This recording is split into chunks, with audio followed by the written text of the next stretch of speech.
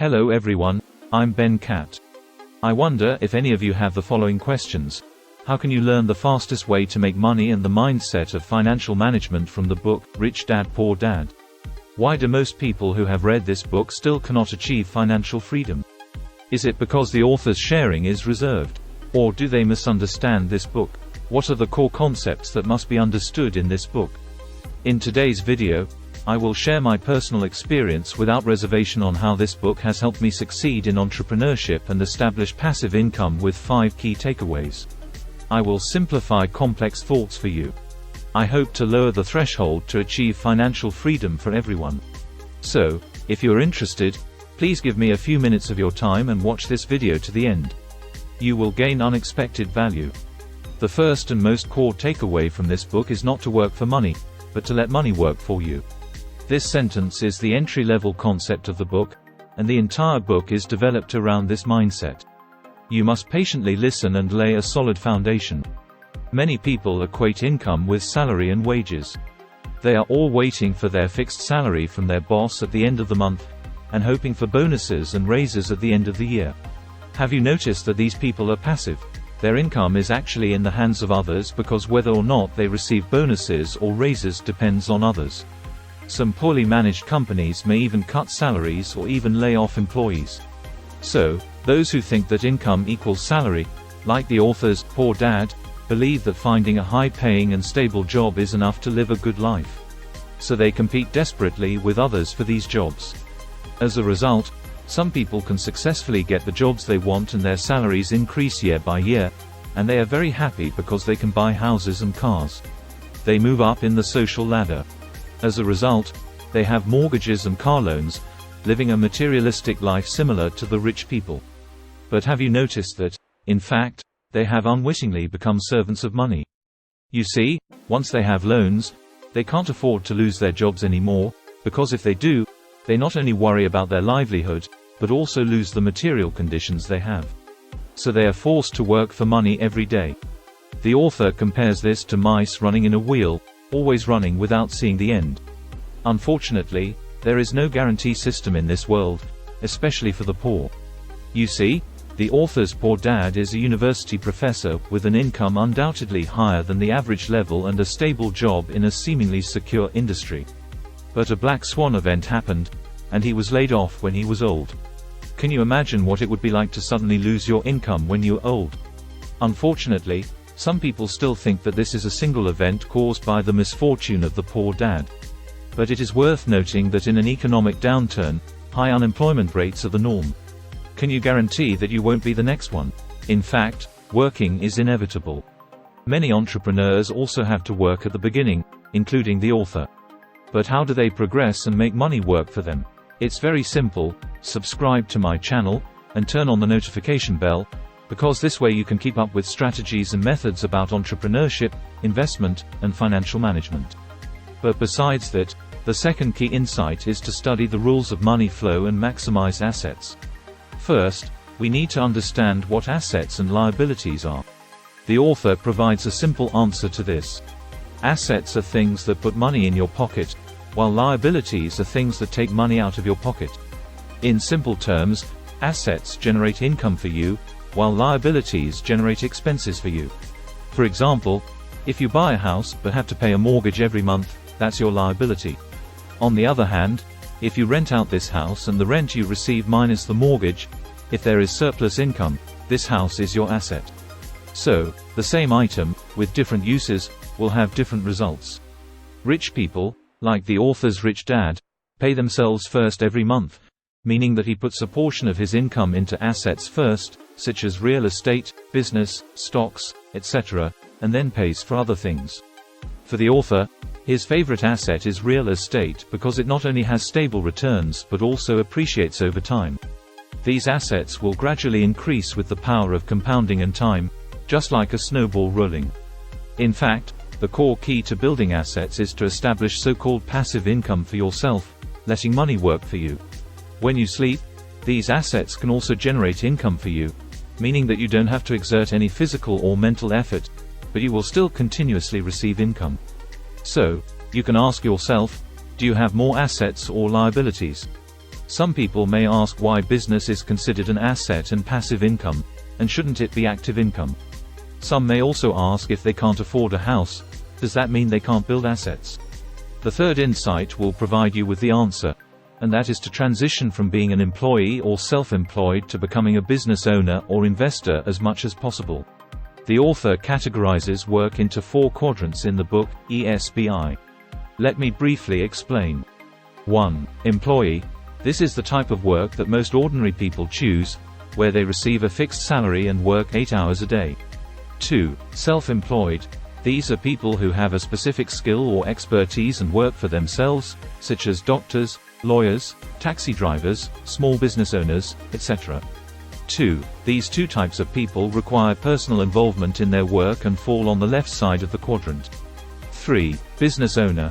They have established a system in their company and delegate the operations to others. 4. Investor. They invest their money in the market to make money for them. As we all know, people in the third and fourth categories on the right side of the quadrant tend to make more money than those on the left side. Note: the translation is a paraphrase and may not be an exact word-for-word translation, but it captures the essence of the original text. How to transition from the left quadrant to the right quadrant. Let me use my own example. During my university days, I worked part-time while also starting a business with a colleague from my company. I was doing both, working and entrepreneurship, with my own hands. At that time, I just wanted to give it a try, knowing that even if my business failed, I wouldn't lose much. Later, as the business grew and we had more projects, I hired a few more people to join us, and unknowingly, a team was established. As for how I did it, you can consider subscribing to my channel, and I will share the details with you later. So, when my team was established and my siblings started earning money independently, the company needed me less and less. At that time, I didn't care much about money because I was earning enough. So, I decided to pursue a degree in finance and got to know many experts in related fields. Looking back, I did spend a lot of money to exchange for investment experience and knowledge. Now, I can finally stabilize my investments in the stock market and gain substantial returns. Have you thought of anything? In fact, at that time, I transitioned from being an employee and a self-employed person to a small business owner and investor. What I want to express is that many people mistakenly believe that they must quit their job to start a business. However, in the internet era, you can actually start a business part-time as long as you are willing to work hard and develop a side business in your spare time. Once the side business is established, you can then become a full-time boss. When you earn enough money, you can then build a team and establish a system for managing and making money in the company. You can also learn about investments. This is the method of entrepreneurship that I think has the lowest risk and highest success rate. At least, this is how I went through it. Hearing this, I think I have answered the question earlier. Business is an asset because when a business is established with a system, we don't have to personally operate it and it can generate passive income for us. So, if you don't have money to invest in real estate or stocks, you can start by working first. But the purpose of working is to earn capital and transition to the right quadrant. So, the fourth lesson is to give yourself more choices and not to limit yourself with non-existent frameworks. Have you noticed that many people feel insecure when it comes to investing, especially when it involves money? If you mention leverage to them, they would perceive it as high risk. In fact, they haven't even bothered to understand what investing really is. What's even worse is that once they have a set mindset, they are unwilling to change, even if it's just to try to understand a little. They have an invisible framework in their minds that limits their opportunities and potential for growth. The most regrettable part is that they may be just one small step away from success. I agree with the author's distinction between investing and gambling. If you know what you're doing, it's not gambling. If you put money into a trade and just pray, then it's gambling. So, if people want to break free from this framework, the first step is to understand themselves and then explore all the opportunities around them. You need to understand that our values are shaped during the process of growing up from a child to an adult. By the time a person reaches their 20s, their thought patterns are largely set. So, the period of fastest mental development is when we are young and starting to comprehend the world. However, at that time, we lack judgment and independent thinking, and the most common sources of information are schools and various media, such as movies and TV dramas. In movies, we often see people jumping off buildings because they lost their fortune in stocks or options. In school, we often hear about studying hard, getting a good job, and saving up for a down payment on a house. And that's how people end up with a framework. This is the power of brainwashing that I mentioned before. Once you're brainwashed by these messages, it lasts a lifetime. The author was fortunate to have encountered a rich dad when he was young, and the contrast between his rich dad and poor dad was strong. In the end, the author chose to follow the path of his rich dad, which did not hinder his development by these frameworks. This is also the key to his success, in my opinion. I share a common trait with the author, which is being able to earn higher returns in the investment market during times of economic downturn or recession. This is not luck, but rather because we pay attention to changes in the market, learn investment skills, and equip ourselves regularly. This is how we can seize opportunities in a bearish market. It was because of the leverage of options that I was able to amplify my profits tenfold or even hundredfold. Remember, risks do exist in the investment or entrepreneurial market, that's true. But it only poses a threat to those who are ignorant. So, what we need to do is to become knowledgeable ourselves, learn about investing and financial knowledge, so that we can handle any changes in the market and have the opportunity to seize opportunities. The fifth takeaway is about learning to take advantage of the tax benefits of owning a company. The author presents the idea that this has reinforced their belief in starting their own business. Did you know, ordinary people need to pay taxes on their income before they can use the remaining money for expenses? However, financially intelligent people use the advantages of having a company to their benefit. They can spend first and then pay taxes, as expenses can be counted as company costs. Let me give you a simple example. If two people both earn 1 million, the ordinary person may have to pay 20% in taxes up front, leaving them with 800,000 for daily expenses. On the other hand, someone with a company can spend first. They can use the company's name to buy a house, a car, and may only need to pay 20% taxes on the remaining 200,000, which is 40,000.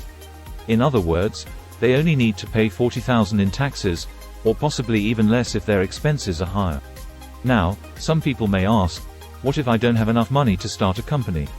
The author addresses this by saying that a company doesn't necessarily have to be a physical entity. It can simply be a legal entity that meets the requirements of the law. It doesn't have to involve renting an office or hiring employees. It can be just a soulless legal entity. But it allows the wealthy to protect their wealth. In short, you don't necessarily need a large sum of money to rent an office to start a company. It only requires a small amount of registration fee. Therefore, now you can understand the reason for the widening wealth gap. The rich use their financial knowledge to protect their assets, earning more and paying less in taxes. As a result, they become wealthier over time. On the other hand, ordinary people who have never started a company earn less and pay more in taxes, which limits their upward mobility. Do you understand? This is the importance of financial knowledge. So the author also reminds us to learn about accounting, investing, marketing, and law, the 4 areas of professional knowledge, in order to improve our financial intelligence. Of course, if you find these professional knowledge difficult to understand, or if you want to make money and become wealthy, then I urge you to subscribe to my channel and turn on the notification bell. This way, you won't miss any information about getting rich. Also, I hope you can give this video a thumbs up and share it with others. Your support is my biggest encouragement. Let's progress together.